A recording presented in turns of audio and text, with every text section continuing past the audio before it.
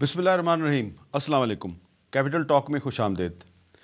ملک میں دہشت گردی کے واقعات بڑھ رہے ہیں، دوسری طرف حکومت اور اپوزیشن میں جو سیاسی محاذ رہی ہے اس میں بھی اضافہ ہو رہا ہے، اور اس صورتحال میں حکومت اور اپوزیشن کے تعلقات کے علاوہ یہ سوال بھی بڑا اہم ہے کہ جو سیاسی جماعتیں ہیں وہ دہشت گردی کے خاتمے کے لیے مل کر کیا کردار ادا کر سکتی ہیں۔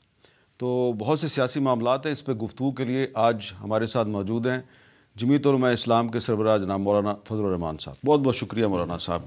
سب سے پہلے تو یہ بتائیے کہ مسلسل پاکستان کے مختلف علاقوں میں، خاص طور پہ خیبر پختونخوا اور بلوچستان میں حملے ہو رہے ہیں، دہشت گردی کے واقعات ہیں۔ آج بنوں کے قریب ایک خودکش حملہ ہوا، اس میں 1 درجن کے قریب فوجی جوان شہید ہو گئے۔ آپ کے خیال میں یہ جو معاملہ ہے، کیا اس کا تعلق افغانستان سے ہے یا یہ ہمارے جو داخلی معاملات ہیں اس کی وجہ سے یہ حملے بڑھ رہے ہیں؟ بسم اللہ الرحمن الرحیم، نحمدہ ونصلی علی رسولہ الکریم۔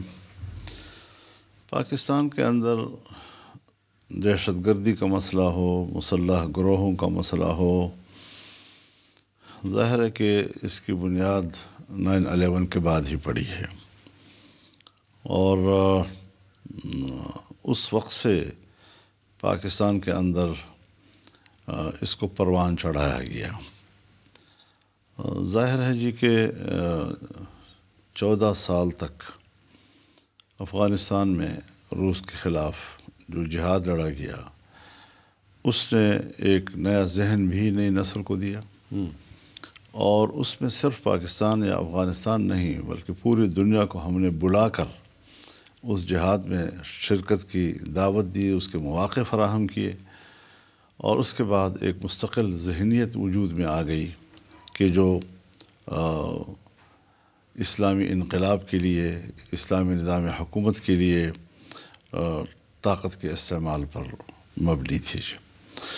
اب ظاہر ہے کہ مسئلہ تو صرف افغانستان کا تھا، لیکن ہم نے جس طرح اس میں شرکت کی، اس سے اس کی جو ذہن ہے، اس کا جو فکر ہے، اور صرف ذہن اور فکر ہی نہیں بلکہ اس کی عملی صورتیں پاکستان میں بھی وجود پذیر ہوئیں، اور پھر ہم نے یہاں پر کسی حکمت عملی کے تحت اس کو روکنے یا اس کو تحلیل کرنے کا نہیں سوچا، بلکہ ہم نے اس کو کشمیر تک پھیلانے کی کوشش کی۔ حالانکہ کشمیر تک اس کو پھیلانا یہ اقوام متحدہ کی قراردادوں کے بھی خلاف تھا جی، اور لیکن پھیلایا گیا۔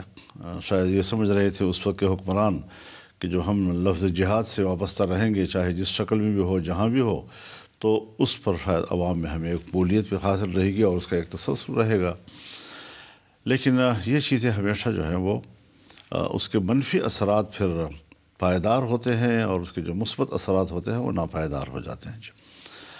اب بالکل شکل ہی بدل گئی کہ 9/11 کے بعد امریکہ اسی طرح عفریت بن کر افغانستان پر اترا جس طرح کہ روس ایک زمانے میں اترا تھا، اور پھر ہم نے یہاں پر ان کو اڈے دیے، ہم نے اپنے فضائیں ان کو دیں، اور ہمارے ہی اڈوں سے جہاز اڑتے تھے، اور افغانستان میں وہ امارت اسلامیہ یا افغان طالبان ان پر وہ بمباری کرتے تھے۔ تو ظاہر ہے کہ پاکستان کے اندر بھی ایک ذہن موجود تھا جوانوں کا کہ جو طالبان حکومت کی حمایت کر رہا تھا، اور اس کے حق میں پرجوش تھا، اور جمعیت علماء اسلام بذات خود ان کی سیاسی حمایت کر رہی تھی، ہر چند کہ ہم وہاں کے کوئی مسلح جنگ میں شریک نہیں تھے، نہ ہماری تنظیم کوئی مسلح تنظیم ہے، بلکہ ہم تو اس سے بہت دور بھاگتے ہیں، لیکن بہرحال ایک سپورٹ ضرور اس چیز کو مل رہی تھی۔ لیکن جنرل مشرف صاحب ایک بات سننے کو تیار نہیں تھے، اور وہ یہ سمجھ رہے تھے کہ یہی وہ ایک چیز ہے کہ جس کی وجہ سے میں امریکہ کی نظر میں مقبول ہو جاؤں گا، ورنہ وہاں پر تو ڈیموکریٹس کی گورنمنٹ ہے، وہ تو یہاں مجھے آمر اور ڈکٹیٹر اگر ڈکلیئر کر دیں گے تو پھر تو میری کوئی حیثیت نہیں رہ جائے گی عالمی سطح پر جی۔ انہوں نے اپنے مفادات کو محفوظ تصور کرتے ہوئے اس میں ایسے کودے کہ آج تک ہماری جان اس سے نہیں چھوٹ رہی ہے۔ اب ظاہر ہے جی کہ 20 سال تک افغانستان میں امارت اسلامیہ اور امریکہ کے درمیان جنگ رہی ہے، وہ 14 سال تھی تو یہ پھر اب 20 سال تک رہی، اور وہ بھی اس طرح نتیجہ خیز ہوئی کہ دنیا کو ایک تاثر ملا کہ مسلح لوگ جیت گئے، امریکہ کی قوت جو ہے شکست کھا گئی اور وہ بھاگ گئی وہاں سے جو۔ اس سے ظاہر ہے کہ دنیا میں جہاں پر بھی جہادی ذہن تھا اور جو مسلح ذہن تھا ان کے حوصلے بڑھے، ان کا مورال اونچا ہوا۔ اور اب صورتحال یہ تھی کہ افغانستان میں نئی حکومت کے بعد، کیونکہ پاکستان میں ایک بات پر اتفاق تھا کہ واحد امارت اسلامیہ یا تحریک طالبان افغانستان ہی وہ قوت ہے جس کو افغانستان کے اندر پرو پاکستانی کہا جاتا ہے جی۔ باقی جتنی بھی تنظیمیں رہی ہیں وہ کچھ وقت تک تو پاکستان کے ساتھ اچھے تعلقات رکھتے تھے، لیکن بالآخر وہ انڈیا کے ساتھ انگیج ہو جاتے تھے اور وہ پاکستان کے مفاد کے خلاف چلتے تھے۔ تو اب اس صورتحال میں ہمیں اس کا فائدہ اٹھانا چاہیے تھا، اس میں ہمیں سفارتی ذرائع استعمال کرنے چاہیے تھے، ہمیں اس میں سیاسی ذرائع استعمال کرنے چاہیے تھے، اور افغانستان اس نئی امارت کی حکومت میں ایک کھلا میدان بن گیا، معاشی طور پر، تجارتی طور پر، کاروبار کے طور پر، جس کا سب سے زیادہ فائدہ پاکستان حاصل کرنا چاہتا تھا۔ لیکن ہمارے ہاں کوئی پالیسی ساز ادارہ تو نہیں ہے۔ لیکن آپ تو گئے تھے افغانستان، آپ کی ملاقات بھی ہوئی تھی ملا ہیبت اللہ صاحب سے، اس کا کوئی نتیجہ نہیں نکلا؟ وہ ایک الگ موضوع ہے۔ اس میں کوئی شک نہیں ہے کہ طالبان امارت اسلامیہ نے مجھے دعوت دی اور مجھے کہا کہ آپ ایک وفد کے ساتھ اگر افغانستان تشریف لے آئیں، تو چونکہ ہم ان کے حامی رہے ہیں مسلسل اور میں ان کے فتح کے بعد افغانستان نہیں گیا تھا، تو انہوں نے ایک دعوت نامہ بھیجا اور میں ان کی دعوت پر اپنی جماعت کی نمائندگی کرتے ہوئے اپنی کیپیسٹی میں وہاں چلا گیا علماء کرام کے ایک وفد کو لے کر جو۔ لیکن میں نے سوچا کہ جب میں افغانستان جا ہی رہا ہوں تو میں ملک کے لیے کچھ حاصل کیوں نہ کر سکوں جی۔ ویسے تو وہاں جاؤں گا، پروٹوکول بھی ملے گا، عزت بھی ملے گی، کھانے بھی اچھے ملیں گے اور اچھی خوبصورت گفتگو بھی ہوتی رہے گی، لیکن اس سفر کو میں اپنے ملک کے لیے مفید کیوں نہ بناؤں۔ چنانچہ میں نے یہاں کی وزارت خارجہ سے بھی رابطہ کیا، پھر یہاں کی اسٹیبلشمنٹ بھی اس میں آ گئی، اور ایک جامع مشاورت کے ساتھ ہم لوگ وہاں گئے، ہم نے معلوم کیا کہ کیا مسائل ہیں اس وقت افغانستان اور پاکستان کے درمیان جی۔ آپ حیران ہوں گے حامد میر صاحب، جس دن ہم وہاں گئے تو ہمیں سب سے پہلے عشائیہ دیا ملا عبدالکبیر صاحب نے، جو نائب وزیر اعظم ہیں جی، اور انہوں نے بہت عالیشان قسم کا پروٹوکول ہمیں دیا انہوں نے جی۔ انہوں نے اپنی گفتگو جو کی وہاں پر، جو 20 منٹ 25 منٹ لگ بھگ کی تقریر تھی، انہوں نے وہی نکات اٹھائے کہ جو نکات ہم اپنے ذہن میں لے کر گئے تھے، اور میں نے ان سے کہا کہ آپ کی تقریر سے جو یہ 4 یا 5 نکات سامنے آ رہے ہیں، افغانستان میں جب بھی ہم گفتگو کریں گے یہی ہمارا ایجنڈا ہوگا، اور اس میں جامع 2 طرفہ تعلقات پر بات کرنا چاہتے تھے۔ صرف ایک TTP یا اس حوالے سے کوئی ایجنڈا ہمارا نہیں تھا، بلکہ وہ بھی اس کی بھی بشمول ایک جامع پروگرام۔ اس میں ہم مہاجرین کے موضوع کو بھی سامنے رکھے ہوئے تھے، ہم سرحدات کے مسئلے کو بھی سامنے رکھے ہوئے تھے، ہم تجارت کے مسئلے کو بھی سامنے رکھے ہوئے تھے، ہم TTP کے مسئلے کو بھی سامنے رکھے ہوئے تھے۔ تو ایک جامع قسم کا ایک نکات ہم لے کر وہاں گئے، اور 1 ہفتہ ہم نے وہاں گزارا، اور ان تمام چیزوں پر ہم نے بڑی تفصیلی گفتگو کی مختلف فورمز پر، اور ہم نے وہاں ایک اتفاق رائے حاصل کر لیا جی۔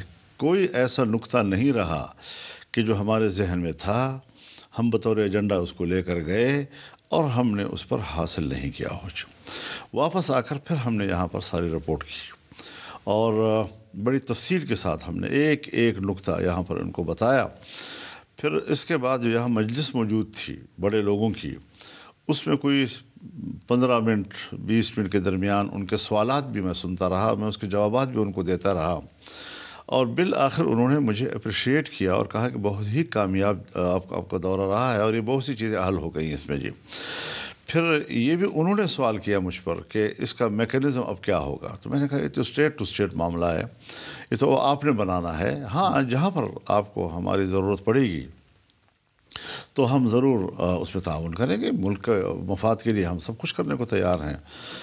ہم بہت کچھ حاصل کر کے آئے، بڑی اچیومنٹس ہم نے وہاں سے لی، لیکن جب اس کے بعد الیکشن ہوا تو خدا جانے کیا نظر ہمیں لگی یا کس کی نظر لگی، لیکن ایسی بدترین دھاندلی ہمارے ساتھ ہوئی، اور شاید اس میں اسٹیبلشمنٹ کے وہ عناصر شامل تھے، اسٹیبلشمنٹ کے اندر کی وہ ذہنیت شامل تھی جو نہ تو افغانستان کے ساتھ پاکستان کے تعلقات کی بہتری چاہتے تھے، اور نہ ہی وہ پاکستان میں جمعیت علماء اسلام کی صورت میں کسی ایک سیاسی قوت کو پارلیمنٹ میں دیکھنا چاہتے تھے ایک قوت کے ساتھ جی۔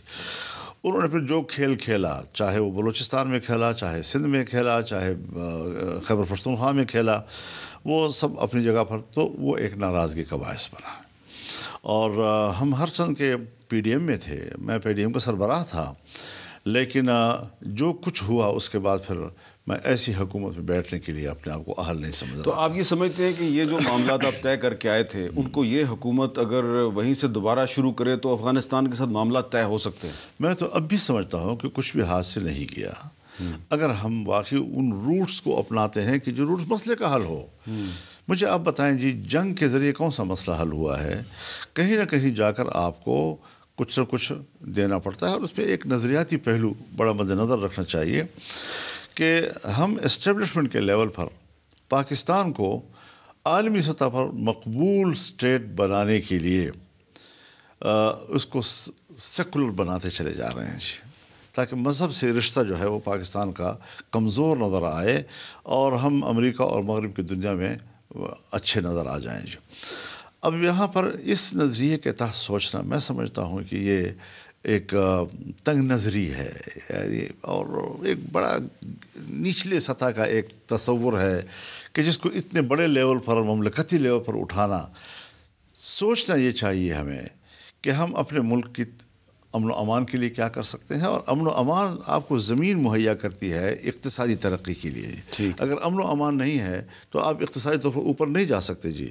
چنانچہ ہم اس تذبذب میں ابھی تک مبتلا ہیں کہ ہمارا نظام معیشت مغرب سے وابستہ ہو، یا ہم دوبارہ ایشیا کو دنیا کی عالمی معیشت کا مضبوط گڑھ بنائے اور معاشی قوت اپنے ہاتھ میں لے۔ ہر چند کی اس کی قیادت جو ہے وہ اب روس نہیں کرے گا، چائنا ہی کرے گا، لیکن چائنا پاکستان کا دوست ہے۔ ہم اپنے اس 70-72 سالہ جو دوستی ہماری تھی، اور جو صرف دوستی تھی اور لوہے سے مضبوط تھی اور سمندر سے گہری تھی اور ہمالیہ سے اونچی تھی اور شہد سے میٹھی تھی، اس کو ہم نے ایک اقتصادی دوستی میں تبدیل کیا، اور سی پیک اس کا ابتدائی مظہر تھا اور بڑا کامیاب مظہر تھا، بہت بڑا اقدام تھا جی۔ لیکن ہم وہاں پر بھی ملک کے اندر ایسے ایسے ایجنڈے لے کر آئے کہ جہاں آج چین بھی ہمارے اوپر اعتماد نہیں کر رہا۔ ہم نے ہمارے ہاں جو سرمایہ کاری سعودی عرب نے کی تھی یا عرب امارات نے کی تھی، وہ بھی مایوس ہو گئے ہیں۔ ہم ان دوستوں کو جو پاکستان میں شوق رکھتے ہیں کہ وہ سرمایہ کاری کریں، دوڑ کر آنا چاہتے ہیں، ان کو تو ہاتھ لگائے ہوئے ہیں، اور جن لوگوں سے ہمیں امید وابستہ ہے وہ ہمیں ہاتھ لگائی ہوئی ہے کہ آپ آگے نہ بڑھیں، آپ آگے نہ بڑھیں جی۔ تو جو ہمارا تعاون کر رہے ہیں ان کو ہم روک رہے ہیں کہ آپ ہمارا تعاون نہ کریں جی، اور اگر وہ کرتے بھی ہیں تو اس کا اظہار کرنا بھی ہمارے ملک کے لیے مشکل ہو رہا ہے جی، اظہار بھی نہیں کر پا رہے جی۔ تو اس قسم کی چیزیں جب تضادات میں ہمارا اسٹیٹ جو ہے وہ ملوث ہوگا تو یہ نتائج آپ اب دیکھ رہے ہیں کہ کیا آپریشن جو 1910 میں شروع ہوا اور زرداری صاحب کی حکومت تھی، 2010 جی، 2010 میں شروع ہوا اور زرداری صاحب کی حکومت تھی، وہ بھی یہ مسئلہ تو پارلیمنٹ میں لائے، پارلیمنٹ میں تو گفتگو ہوئی، اور ہماری صدا جو ہے وہ بسہرا ثابت ہوتی رہی۔ ہر چند کے ہمارے دلائل کا ان کے پاس کوئی جواب نہیں تھا، لیکن چونکہ اب حکومت وہ، اسٹیبلشمنٹ وہ، دفاعی قوت وہ، سارا ذمہ داری دستوری لحاظ سے ان پر عائد ہو رہی تھی، ہم تو ایک مشورہ ہی دے سکتے تھے۔ تو ہم نے کہا جی آپ جو فیصلہ کرنا چاہتے ہیں وہ ہمارے تحفظات اپنی جگہ پر ہوں، لیکن ہمیں امن چاہیے۔ پاکستان کے عام آدمی کو جب امن ملے گا ہم آپ کو سراہیں گے کہ آپ نے بڑا صحیح کام کیا۔ اب یہ جو بلوچستان میں ایک فوجی آپریشن کا فیصلہ ہوا، ایپیکس کمیٹی نے کل فیصلہ کیا، اس کے کوئی مثبت نتائج نکلیں گے؟ میں تو یہ سوچ رہا ہوں نا جی کہ کیا اب تک جو ہم جنگ لڑ رہے ہیں وہ نتائج کے لحاظ سے ہمارے لیے کافی نہیں ہے کہ ہم اس بات پر سوچیں کہ 20 سال سے ہم ایک جنگ لڑ رہے ہیں، اور وہ جنگ بھی ہمارے وسائل محدود ہیں حضرت جی۔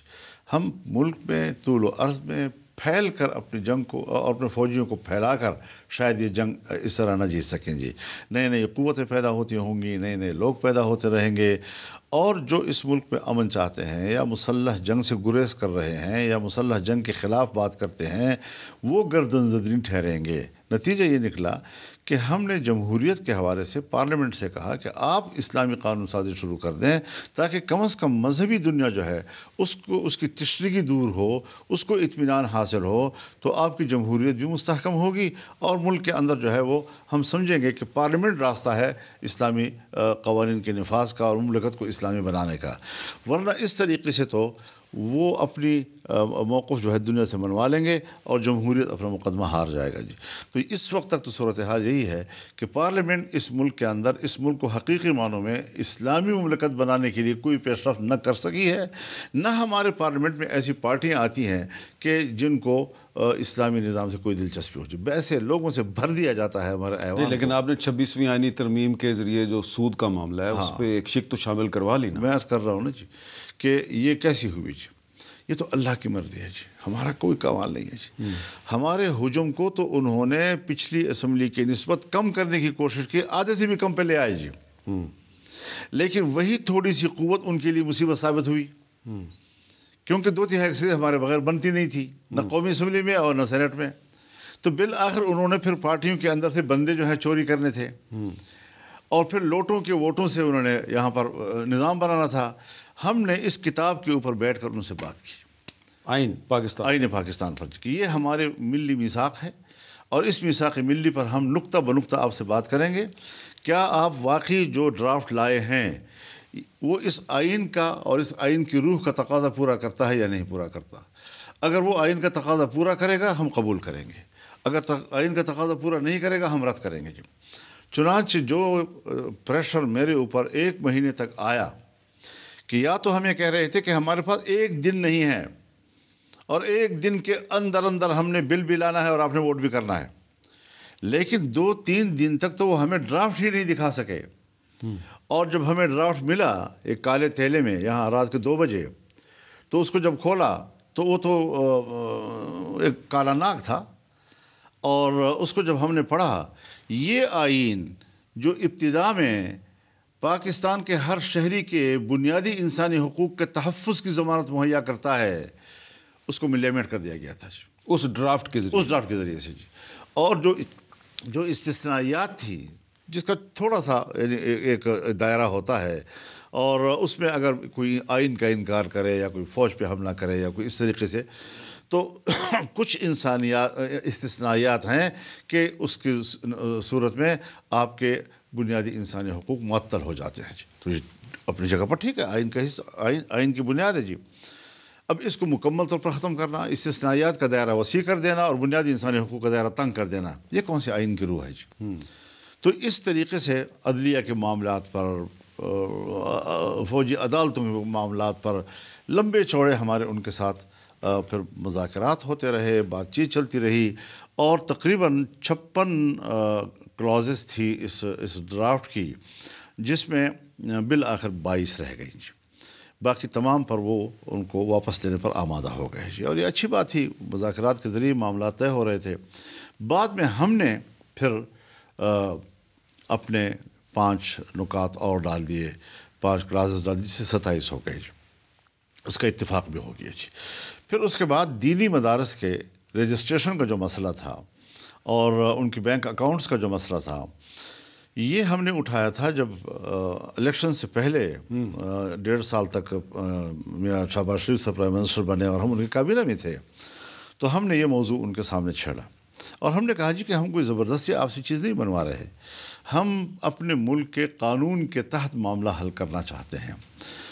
تو اس میں مولانا حضرت مفتی محمد تقی عثمانی صاحب چونکہ خود عالم دین بھی ہیں, فقیہ بھی ہیں, وکیل بھی ہیں, اچھے ایڈوکیٹ ہیں, وہ جج بھی رہے ہیں, انہوں نے ایک تجویز, ایک آرٹیکل کو اس میں بڑھانے کی تجویز پیش کی, ایک بڑھائی انہوں نے, اور وہ اتفاق رائے سے قبول ہو گئی. ان کی لا منسٹری نے قبول کر لیا کہ یہ بہت مناسب چیز ہے. وہ مسودہ پر اتفاق رائے ہو گیا, مسودہ اس پارلیمنٹ میں آیا, اس کی پہلی خواندگی ہو گئی, دوسری خواندگی میں رک گیا سارا معاملہ جی, کسی نے روک دیا. ایک یہاں پہ میں اگر آپ کو چیز یاد کرواؤں، آپ نے کہا کسی نے روک دیا، تو ایک دن وزیر اعظم شہباز شریف صاحب نے آپ کو فون کیا اور انہوں نے ان کا نام بھی آپ کو بتایا. تو میں ابھی بھی ان کا نام میں نہیں لے رہا کیونکہ آپ بھی نہیں لے رہے، لیکن میں جاننا چاہتا ہوں کہ وہ جو صاحب تھے، کیونکہ اب ریٹائر ہو گئے ہیں، ان کی آپ سے کیا لڑائی تھی؟ مجھے نہیں پتا. سامنے تو بہت میٹھے میٹھے، خوبصورت انسان، خوبصورت گفتگو، لیکن مجھے تعجب ہوا جب مجھے موبائل دکھایا گیا کہ اس ان کا میسج، ہاں، ان کے دوسری خواندگی کے دوران شقوار ان کے کیا کیا پیغامات آتے رہے اور کیا اچھا، کہا. اس کا مطلب یہ ہے کہ وہ صاحب جو ہیں وہ پارلیمنٹ میں ہونے والی قانون سازی میں براہ راست مداخلت کر رہا تھا، براہ راست مداخلت کر رہا تھا. اور جب مجھے اس کی پوری رپورٹ مل گئی تو میں خود جا کر رات کو عشاء کے ٹائم پہ میاں شہباز شریف صاحب سے ملا اور میں نے کہا یہ آپ روک دیں جی. انہوں نے کہا نہیں، اس چیز شکل میں قبول کرو. میں نے کہا اس شکل میں قبول نہیں ہے جی، آپ بالکل روک دیں، ہمیں آپ سے کوئی گلہ نہیں ہے. اتنا ہمیں پتہ چل گیا کہ ہمیں کس غار سے ڈسا جا رہا ہے. اچھا، اب چلیں، یہ تو پچھلی جو شہباز شریف صاحب کی پچھلی حکومت تھی اس کا مسئلہ ہو گیا جی. اس کے بعد پھر الیکشن ہوا، پھر یہ 26ویں آئینی ترمیم آئی. مجھے وہ رات یاد ہے جب 26ویں آئینی ترمیم پر رائے شماری مکمل ہو گئی اور آخر میں وزیر قانون اعظم نذیر تارڑ صاحب نے اسپیکر صاحب کو روکا اور یہ مدارس والا بل پیش کیا، وہ منظور ہو گیا. اب کہاں پھنسا ہوا ہے؟ اب صدر مملکت کے پاس پھنسا ہوا ہے. ایک دفعہ تو یہ ہوا کہ بل پاس ہو گیا. بل پاس ہونے کے بعد اسپیکر کو متوجہ کیا گیا کہ اس میں ایک لفظ ہے جو قلم سے لکھا گیا ہے، اس لفظ کو سینٹ نے پاس کر لیا ہے، تو اگر آپ اجازت دیں تو یہ قومی اسمبلی بھی اس کو پاس کر لے تاکہ وہ لفظ جو ہے وہ ایڈ ہو جائے اس میں جی. وہ بھی پاس کر دیا گیا جی. اس کے بعد پیپلز پارٹی کے ایک دوست میرے پاس آئے کہ ابھی نماز کے فوراً بعد سائننگ سیریمنی ہو رہی ہے پریزیڈنسی میں، تو کہہ رہے ہیں کہ آپ اس میں شریک ہو جائیں. اب ہم تھکے ہارے، سارا دن بھی کھڑے کھڑے گزارا، رات بھی کھڑے کھڑے ہم نے گزاری، 27 دفعہ تو ہم نے سٹ اسٹینڈ کیا. تو یہ سارا کچھ کرنے کے بعد میں ذہنی طور پر فیصلہ نہیں کر پا رہا تھا کہ میں جاؤں یا نہ جاؤں. لیکن ابھی ہم ایوان میں ہی تھے کہ جب اطلاع آئی کہ وہ فی الحال ذرا ملتوی ہو گیا ہے. اب ملتوی کیا ہوا تھا، شاید ظہر تک چلا گیا تھا یا کیا تھا، پتہ چلا تو تمام جو قوانین تھے وہ اس پر دستخط ہو گئے اور یہ ایک رہ گیا، اس پہ نہیں ہوئے. پھر آپ نے اس کو شاید سوال بھی کرنا ہوگا کہ یہ جو بعد میں قانون سازی ہوئی پھر اور ایکٹ پاس کیے گئے، وہ ایکٹس جو ہیں ان پر بھی دستخط ہو گئے، لیکن وہ جو دونوں ایوانوں نے پاس کیا تھا دینی مدارس والا بل، جو ایک معصوم بل تھا جی، اس پر ابھی تک دستخط. تو یہ تو دستخط تو صدر آصف زرداری صاحب نے کرنے ہیں، تو وہ تو آپ کی ایک فون کال پہ بیٹھے ہوئے ہیں، آپ فون کال کریں. اصل میں بات یہ ہے کہ وہ چلے گئے دبئی اور جہاز سے اترتے ان کا ٹانگ کا فریکچر ہو گیا تو پھر وہ وہیں پر رہے. یہاں پر یہ تبدیلی ضرور آئی کہ جو چیئرمین سینٹ تھے وہ قائم مقام صدر بن گئے اور جو ڈپٹی چیئرمین تھے وہ چیئرمین بن گئے جی. پھر ہم نے جب اس کا پیچھا کیا تو کہا گیا کہ کوئی کلیریکل ایک اور غلطی نکل آئی پریزیڈنسی میں جی. وہ پہلے لائی گئی ہے اسپیکر قومی اسمبلی کے پاس، انہوں نے اس کو ٹھیک کر کے دستخط کر دیے ہیں، اور اب وہ چلی گئی ہے چیئرمین سینٹ کے پاس، انہوں نے بھی جا کر اس پہ دستخط کر دیے ہیں اور دوبارہ پریزیڈنسی چلی گئی ہے جی. ہم نے کہا کہ شاید بس آج ہی دستخط ہو جائیں اس کے اوپر اگر واقعی کوئی کلیریکل غلطی تھی.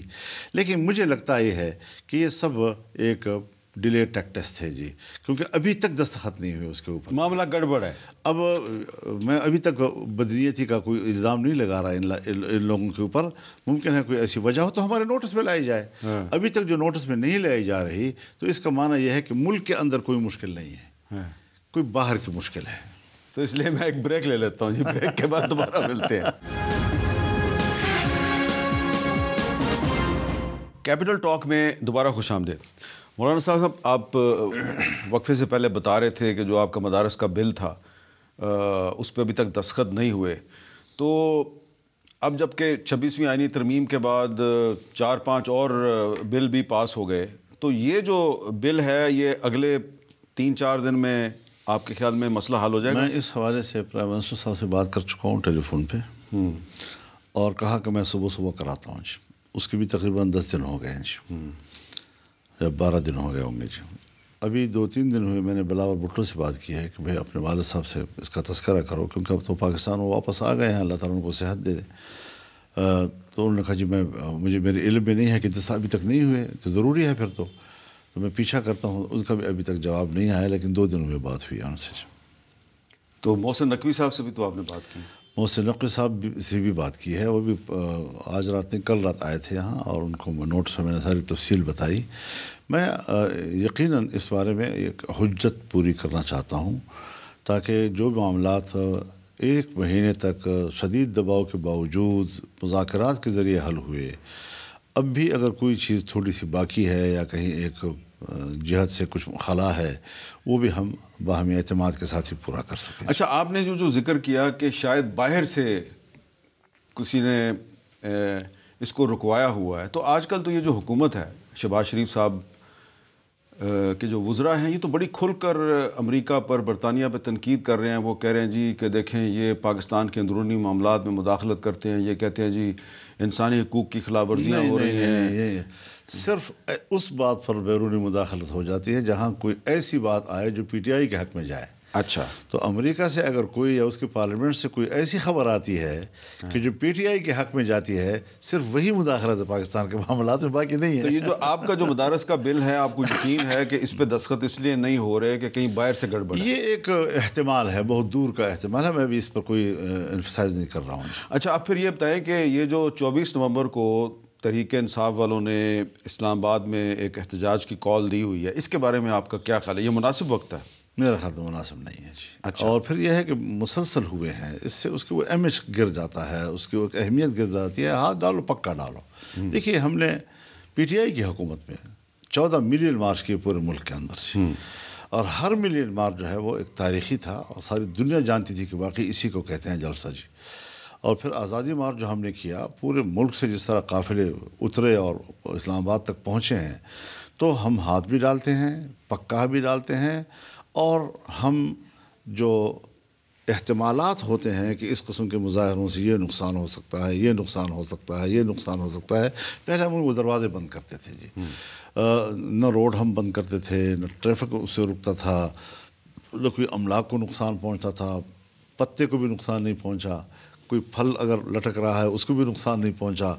تو کسی جگہ پر ایسی کوئی صورتحال، اس کو ہم خود کنٹرول کرتے تھے. اور چونکہ ہم 14 ملین مارچ کر چکے تھے، اور اسٹیٹ کو بھی اس کا اندازہ لگ گیا تھا کہ ان کو اپنے اجتماعات پر پورا کنٹرول ہوتا ہے، اور وہ اپنا احتجاج ضرور نوٹ کرا رہے ہیں لیکن اسٹیٹ کو نقصان نہیں پہنچتے، ان کے املاک کو نقصان نہیں پہنچا رہے. تو یہاں مظاہرہ ہمارا اسلام آباد میں بھی ہوا. یہاں اس قسم کی اسٹریٹجی بنانے والے لوگ نہیں ہیں جی. میں دیکھ رہا ہوں ان کی چیزوں کو، اگرچہ میں اس میں شامل نہیں ہوں، نہ میں اس کا شریک ہوں، لیکن میں ان کو حق دیتا ہوں اس بات کا کہ وہ جلسہ بھی کریں، وہ احتجاج بھی کریں، وہ مظاہرہ بھی کریں. لیکن جس انداز کے ساتھ ایکسپوز ہوتے جا رہے ہیں وہ اچھی بات نہیں ہے. اس کا میں سمجھتا ہوں کہ اس میں ان کی حکمت عملی مکمل نہیں ہے. بہت سے تحریک انصاف کے رہنما جو ہیں وہ آپ کے پاس مستقل آتے جاتے ہیں، بلکہ تو ان کی تو نیازمندی جو ہے اس کو دیکھ کر تو میں کبھی کبھی پریشان بھی ہو جاتا ہوں کہ اتنی زیادہ وہ آپ کے ساتھ نیازمندی کا مظاہرہ کرتے ہیں. آپ ان کو یہ سمجھاتے نہیں جو بات آپ مجھے بتا رہے ہیں ابھی؟ میرے خیال میں اس حوالے سے کوئی مشاورت ابھی تک نہیں کیا. اگر وہ مشاورت کر لیں، لیکن ہمیں تو وہ کہتے ہیں کہ قریب مولانا فضل الرحمان صاحب اور ہمارے معاملات طے ہونے والے ہیں، ہمارا اتحاد ہونے والا ہے، ہم یہ کر دیں گے، ہم وہ کر دیں گے. نہیں، اختلاف تو دیکھیے، پیپلز پارٹی ہے تو اس سے بھی ہمارا اختلاف ہوگا، مسلم لیگ ہے تو اس سے بھی ہمارا اختلاف ہوگا، نیشنل پارٹی ہے تو اس سے بھی ہمارا اختلاف ہوگا، MQM ہے تو اس سے بھی ہمارا اختلاف ہوگا. لیکن تلخی نہیں ہے. ہم ایک دوسرے سے ملنا جلنا، PTI کے ساتھ تلخی تھی. اگر اس تلخی کو ہم دوبارہ اعتدال پہ لے آتے ہیں تو وہ ایک اچھی سیاسی ایک انگیجمنٹ بن جائے گی، اور اس میں ہم رفتہ رفتہ کامیاب ہو رہے ہیں. یہ ضروری بھی تھا، اور ظاہر ہے یہ ایک 2 + 2 4 کی طرح یہ تو ممکن نہیں ہے. تو ابھی آپ کا یہ خیال ہے کہ تحریک انصاف کے ساتھ ابھی آپ کچھ معاملات پہ مل کے چل سکتے ہیں؟ میں عرض کر رہا ہوں نا جی کہ اب ظاہر ہے جی کہ ہم یہ تو نہیں کر سکتے کہ گورنمنٹ کے مقابلے میں بھی اپوزیشن کریں اور اپوزیشن کے اندر بھی اپوزیشن کریں. تو یہ جو اپوزیشن اور اپوزیشن دونوں جماعتیں اپوزیشن میں بیٹھ گئی، اس کا فائدہ اٹھانا یہ ہے ایک سیاسی عمل، اور اس کا فائدہ اٹھانا چاہیے ہمیں. تلخیوں سے ہم اختلافات کو تو ختم نہیں کریں گے، لیکن تلخیوں سے ہم ذرا اعتدال کی طرف آ جائیں گے، نرمی کی طرف آ جائیں گے، اور ایک بہترین سیاست ہے. آج کل تو بلاول صاحب بھی ناراض نظر آ رہے ہیں حکومت سے تو آپ کو یہ نہیں لگ رہا کہ اگر بلاول صاحب بھی ناراض ہو گئے اور آپ بھی ناراض رہے تو حکومت کو تو بہت نقصان ہوگا؟ بلاول صاحب اور ان کی والدہ بے نظیر بھٹو صاحبہ اس وقت سے لے کر آج تک مجھے ایک دن بتا دیں جو مسلم لیگ اور پیپلز پارٹی کے درمیان کوئی ہم آہنگی رہی ہو. اب الیکشن سے پہلے ایک دوسرے کے خلاف جس طرح انہوں نے الیکشن کمپین چلائی وہ ایسی نہیں تھی کہ جس کے بیچ میں کوئی محسوس کر رہا ہو کہ بھئی پی ڈی ایم کا دور بھی گزرا ہے. صرف یہ محسوس ہی نہیں ہو رہا تھا جی. اب آپ مجھے بتائیں کہ اگر آپ یہ اس پہ اصرار کریں گے کہ پیپلز پارٹی حکومت میں ہے تو میں نہیں مانتا اس کو جی. وہ حکومت کا سہارا ہے, حکومت کا حصہ نہیں ہے. تو ظاہر ہے جی کہ پھر اس قسم کے مرحلے تو آتے رہیں گے. اس طرح تو ہوتا ہے, پھر اس طرح کی باتوں میں اس طرح تو ہوتا ہے. پھر اس طرح کے کاموں میں کانپتے کیوں پھرتے ہو سردیوں کی شاموں میں؟ بریک کے بعد دوبارہ ملتے ہیں.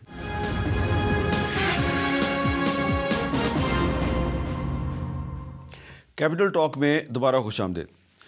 مولانا صاحب, جو 26ویں آئینی ترمیم جب منظور ہوئی تو اس پہ جو کچھ اسلامی دفعات آپ نے شامل کروائیں تو اس پہ جو دینی حلقے تھے ان میں بڑی آپ کو پذیرائی ملی اور علماء کرام کے حلقوں میں بڑی خوشی تھی. ہو سکتا ہے یہ جو مدارس والا بل ہے اس کا مسئلہ بھی حل ہو جائے. لیکن پھر ہم نے دیکھا کہ پچھلے دنوں کچھ سوشل میڈیا کے استعمال سے روکنے کے لیے حکومت جو ہے اس نے کہا کہ وی پی این کا استعمال بھی نہیں ہونا چاہیے. وزارت داخلہ نے ایک خط بھی لکھ دیا اور پھر اسلامی نظریاتی کونسل کا ایک فتویٰ بھی آ گیا. تو یہ ایک عام ایک خیال یہ ہے کہ یہ جو کچھ خوش آمدی قسم کے علماء ہیں وہ فرمائشی فتوے دیتے ہیں اور مجموعی طور پہ جو علماء کرام کا امیج بڑا متاثر ہوا ہے. اس رائے سے آپ اتفاق کریں گے؟ دیکھیے, ایک چیز ہے کہ گورنمنٹ کسی چیز پر پابندی لگاتی ہے یا نہیں لگاتی, وہ حکومت ہے وہ ایک ذمہ داری کے تحت یہ دیکھتی ہے کہ یہ چیز جو ہے وہ معاشرے میں اچھائی پھیلا رہی ہے یا برائی پھیلا رہی ہے, یا اس چیز سے گورنمنٹ کو کیا مشکلات پیدا ہو رہی ہیں, سسٹم کو کیا مشکلات پیدا ہو رہی ہیں. اس پر ان کا ایک ثوابدید ہوتا ہے کہ وہ ایک فیصلہ لے, اور وہ ظاہر ہے کہ وہ ان حالات کے تحت ہوتا ہے, کوئی دائمی فیصلہ نہیں ہوا کرتا جی. تو یہ فیصلے اس سے قبل بھی آتے رہے ہیں. سوشل میڈیا کو کیسے کنٹرول کیا جائے, کون سے پہلو اس کے ایسے ہیں کہ جو ناقابل برداشت ہیں اور قوم کو نقصان پہنچا رہے ہیں, یا ان کی اخلاقی جو ساخت ہے اس کو تبدیل کر رہے ہیں. یہ ایک معاملہ چلتا رہتا ہے, یہ کوئی اتنا بڑا مسئلہ نہیں ہے. رہا یہ کہ وی پی این کو بند کرنا یا اس کو حلال کہنا یا حرام کہنا, دیکھیے یہ جو ایجادات ہیں یہ تو آلات ہیں. اب آلہ جو ہے اس کی روح تو نہیں ہوتی جی, نہ اس کا دماغ ہوتا ہے, نہ اس کی سمجھ ہوتی ہے کہ میں اچھا کر رہا ہوں یا برا کر رہا ہوں جی. یہ آپ کے اوپر انحصار کرتا ہے کہ آپ اس کا استعمال, اس کا مصرف جو ہے وہ اچھا استعمال کرتے ہیں یا اس کا مصرف آپ غلط استعمال کرتے ہیں جی. یہ آپ کے اوپر ہے جی. اب اس پہ توازن گورنمنٹ کو دیکھنا ہوتا ہے کہ یہ آلہ جو ہے یہ اچھائیوں کے لیے زیادہ, مثلا بندوق ہے تو بندوق کے بارے میں یہ ہوتا ہے کہ اس کی اچھائی والا پہلو جو ہے وہ بہت کم ہے, نقصان والا پہلو زیادہ ہے. تو اس کے لیے لائسنس قرار دینا, شرطیں کرنا کہ اس شرط پر آپ رکھیں گے اور یہ رکھیں گے, اور اس طرح کبھی کبھی لائسنس پر بھی پابندی لگ جاتی ہے کہ بھئی لائسنس یافتہ اسلحہ بھی آپ باہر نہیں لا سکیں گے اور اس کی نمائش نہیں کر سکیں گے. یہ وغیرہ انتظامی معاملات ہیں جی. تو یہ چیزیں تو حکومت کو اختیار حاصل ہوتا ہے, وقتاً فوقتاً ایسا ہوتا رہتا ہے. کبھی کبھی ایسا بھی ہوتا ہے کہ وہ سیاسی طور پہ استعمال کرتے ہیں کہ بھئی کسی سیاسی پارٹی کو فائدہ ہو رہا ہے تو اس کو کیوں فائدہ ہو رہا ہے جی, اور اس کو فروغ کیوں مل رہا ہے. تو یہ آلات ہیں, اور آلات جو ہیں اس کا تعلق جو ہے اس کے صحیح اور غلط ہونے کا تعلق اس کے مصرف کے ساتھ ہوتا ہے. اگر آپ اس کو اچھائیوں کے لیے استعمال کرتے ہیں, اس میں قرآن کریم کی تلاوت کرتے ہیں, اس میں تفسیر پڑھتے ہیں, اس میں علماء کرام کے درس آپ سنتے ہیں, اس میں اچھی قسم کے آپ تعلیمات حاصل کر رہے ہیں, حدیث کا مطالعہ کر رہے ہیں, یہ پہلو بھی بہت زیادہ ہے اس کے اندر. لیکن فحاشی اور اریانی والا پہلو بھی بہت زیادہ ہے اس کے اندر جی. اب نوجوان کو اور آج کے نوجوان کو کون سا پہلو زیادہ متاثر کرتا ہے؟ میرے خیال میں جو روحانی اور صاف پہلو ہے وہ کم, اور جو بد تہذیبی اور بد اخلاقی ہے وہ زیادہ متاثر کر رہا ہے. اب یہ چیز تو ایک ایسی چیز ہے کہ جس کے ساتھ اسلامی نظریے کا کیا تعلق ہے جی. یہ تو گورنمنٹ کے معاملات ہیں, وہ اپنے فائدے نقصان, ملک کے فائدے نقصان, معاشرے کے فائدے. اسلامی نظریاتی کونسل ایک غیر ضروری غیر ضروری میرے خیال میں دیا, اور اچھا ہوا کہ ان کے اپنے اراکین نے اس کا نوٹس لیا, تو انشاءاللہ حل ہو جائے گا. آخر میں باقی میں آپ کو یہ بات بتا دوں جی کہ جہاں تک راغب حسینی صاحب کا تعلق ہے, معقول آدمی ہے جی, ایسا نہیں ہے, لیکن انسان ہے. بعض دفعہ کوئی ایسی بات انہوں نے اپنے اچھے خیال سے کی ہوگی اور اس کا جو تاثر آیا وہ اچھا نہیں ہوا جی۔ آخر میں یہ بتائیں مولانا صاحب کہ آپ کی جو جماعت ہے یہ کئی سال سے اس کے اندر یہ بحث چل رہی ہے کہ پارلیمانی سیاست جو ہے اس کو برقرار رکھا جائے، عسکریت کی طرف چلے جائیں، اور یہ جو 8 فروری 2024 کا الیکشن ہے اس کے بعد سے پھر سے آپ کی جماعت کے اندر یہ گفتگو شروع ہو گئی ہے۔ اب آپ یہ بتائیے کہ آپ کو کیا لگ رہا ہے پاکستان میں پارلیمانی سیاست کا مستقبل روشن ہے؟ یہ جو سبز کتاب آپ کے سامنے پڑی ہوئی ہے یہ تو ایک وفاقی پارلیمانی نظام جو ہے یہ اس کی تائید کرتی ہے، تو اس آئین کا اور پارلیمانی سیاست کا پاکستان میں آپ کو کیا مستقبل نظر آ رہا ہے؟ یہ تو آپ نے بڑا حساس قسم کا سوال کر دیا ہے۔ میری عادت ہے، میری جماعت بہت سنجیدہ جماعت ہے، وہ ہر معاملے کو بڑے سنجیدگی سے دیکھتی ہے۔ پارلیمنٹ کو ہم سے کسی نے زبردستی نہیں بنوایا جی۔ اگر ہندوستان میں جمعیت علماء ہند وہ پارلیمانی سیاست نہیں کرتی تو کوئی زبردستی تو نہیں کرا سکتی جی۔ پاکستان کے اندر مجلس احرار اسلام ہے، وہ پارلیمانی سیاست نہیں کرتی، کوئی زبردستی کرا سکتی ہے۔ منظور پشتون ہے، وہ کہتے ہیں کہ میں پارلیمانی سیاست نہیں کرتا، کوئی زبردستی تو نہیں کرا سکتا اس سے۔ تو ہم سے بھی کسی نے یہ زبردستی یہ راستہ نہیں اپنایا۔ ہم نے ملک کے حالات کو اور ملک کی سیاست میں ایک مؤثر کردار کے لیے اس کو ایک مناسب فورم سمجھا ہے، اور ہم بڑے اختیار کے ساتھ اس نظام کے ساتھ چل رہے ہیں اور خوش اسلوبی کے ساتھ چل رہے ہیں۔ لیکن یہ بات یاد رکھنی چاہیے کہ پارلیمانی سیاست میں ضرور سیاسی جماعت کا یہ ہدف ہوتا ہے کہ میں اقتدار تک بھی پہنچوں جی، لیکن اقتدار تک پہنچنے کے لیے نظریات کا سودا نہیں کیا جاتا جی، مقاصد کا سودا نہیں کیا جاتا، اس کے لیے جدوجہد جاری رہتی ہے، اور جتنے آپ کے اندر طاقت اور بساط ہے اس کے مطابق آپ آگے بڑھ رہے ہیں اور بڑھ رہے ہیں جی۔